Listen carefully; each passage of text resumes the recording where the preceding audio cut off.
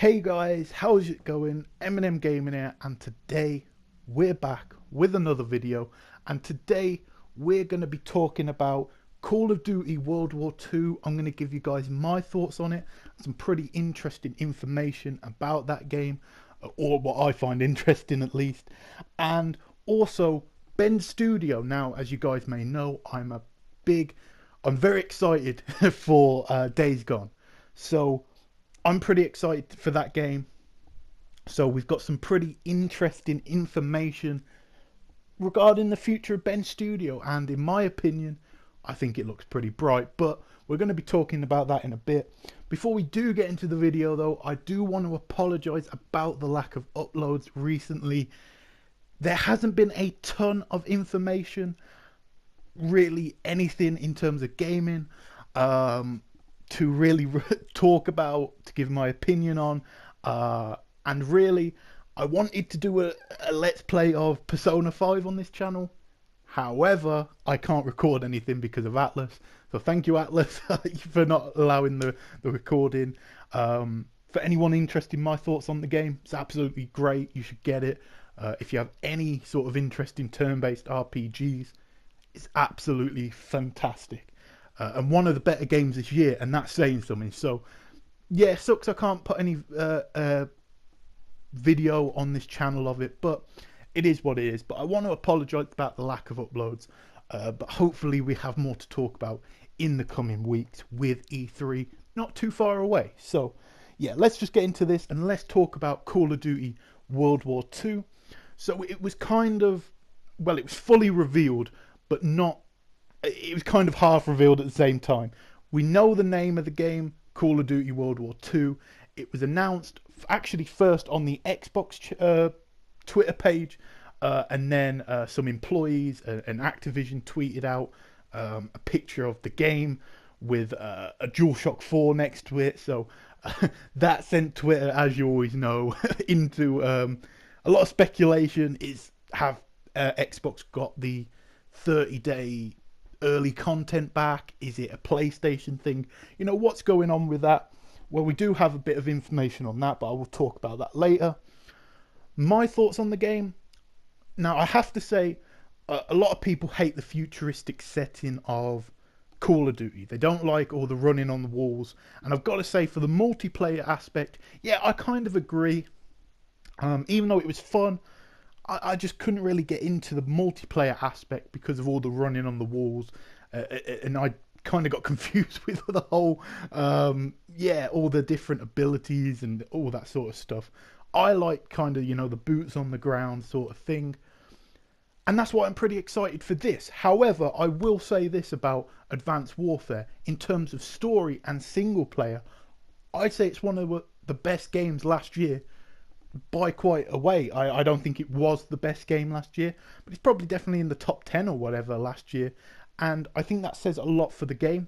I think it was actually pretty well done, and I think it didn't get the credit it maybe deserved because it was like, oh, another Call of Duty, but I do think it was actually a very, very good game with a very well crafted story, so gotta give them that. However, I think it was long overdue for you know, them to go back to the roots of the series, and I think that's a very smart move, very, very smart move. Now, Sledgehammer Games, if I'm not mistaken, they were the guys who made Call of Duty Ghosts. Now, I could be wrong on that, but I'm pretty sure I'm right. Now, I never played Call of Duty Ghosts. Some people say they hate it, some people say they can't tell the difference. I'm not too sure. I've only really played the last two for quite a while. Black Ops 3, which was okay. Advanced Warfare, which was very good. So I don't know anything about them. I don't know really too much. But hopefully the game is good. Now, we don't have a confirmed release date. We probably will in about 3 days or so. But on 26th of April, it will be fully revealed with a gameplay trailer, hopefully, cinematic trailer at the worst, and a release date and all that good stuff. So yeah, pretty interesting stuff. It's expected for November. I don't know if I'm going to get it though. I've got to be honest with you guys, because for me last year, it was like, because I'm not rich or anything like that. So for me, it was like the Call of Duty versus Battlefield 1. You know, which one did I want more? And I have to be honest with you guys, I preferred Advanced Warfare. I really did enjoy Advanced Warfare. So that's the one I went with. This year, oh, it's a completely different story because I love Star Wars. So it's definitely going to be Battlefront 2 for me personally. But hopefully I can get both. That'd be fantastic. But, you know, let me know your guys' thoughts. Which are you going to get?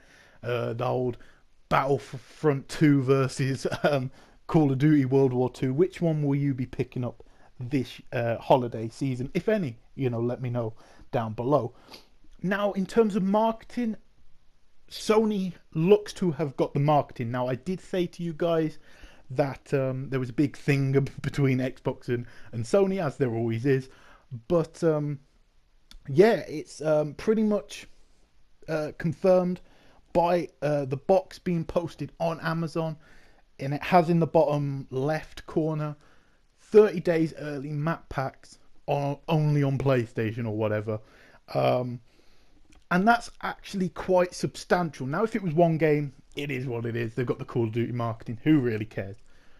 But Sony has pretty much every big multi-platform game coming out this holiday. And they have exclusive marketing rights or time DLC or just marketing rights in general to every single one of those games.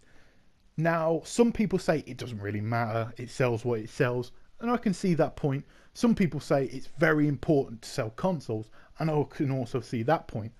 I think this is going to be the first year where we can really see do marketing rights, advertising and all that sort of stuff actually matter in terms of consoles, because the Xbox Scorpio is going to be a new console.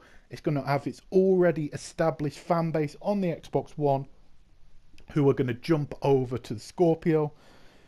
And depending on the price, if it is $399, I think that's a very, very good price, particularly in North America. I think it will sell well. If it's $499, yeah, I can't see that selling very well. But we're going to have to see what's going on. But it's going to be the first year we'll probably see, does marketing rights actually matter? You know, and will the game sell better on PlayStation, which I assume it will with a larger install base. So that's going to be pretty interesting. And yeah, just it's crazy to think how much money Sony must have dropped into these marketing rights.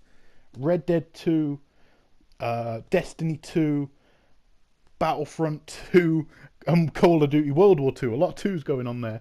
But yeah, a lot of marketing rights there for Sony. The only one we're not really sure on is Assassin's Creed Empire, which I have a sneaky feeling will have Xbox, you know, they'll get the marketing to that. But it's going to be very interesting nonetheless. Let me know your guys' thoughts.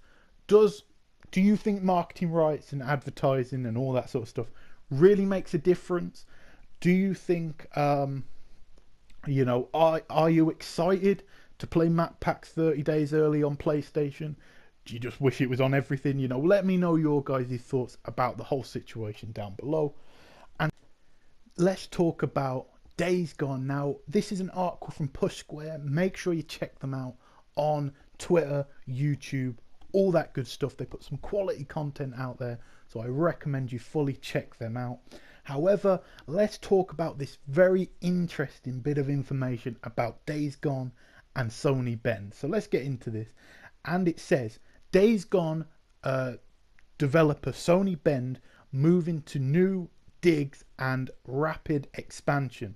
Studio has more than doubled in size, which is actually fantastic. It says, as work on Days Gone continues, Sony Bend is growing at a rapid pace. A report published by Oregon newspaper The Bulletin notes that the infamously low-profile firm is to occupy a new office this fall as it begins to outgrow its current digs. Apparently, the new studio has expanded from 45 to 103 employees recently, and it's showing no plans of scaling down. The company will be the anchor tenant at a new 50,000 square feet for office that's currently under construction, occupying over half of its floor space.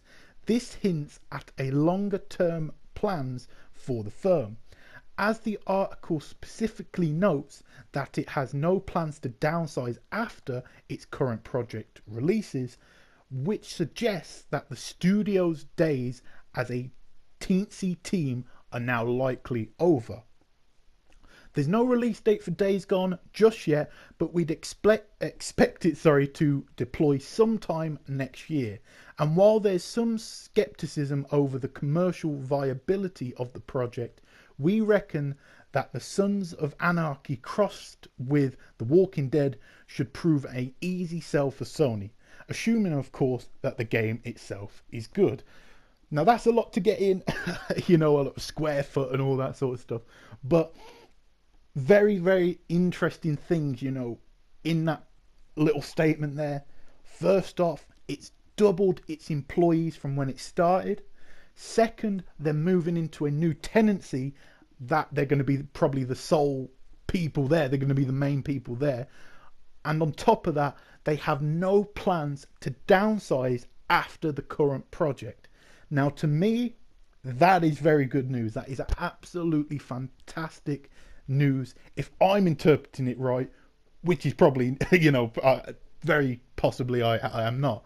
And that could mean that either a couple of things are happening. Either one, Days Gone is in crunch time now, and this game is actually big. Like, it's a big game. We know it's open world.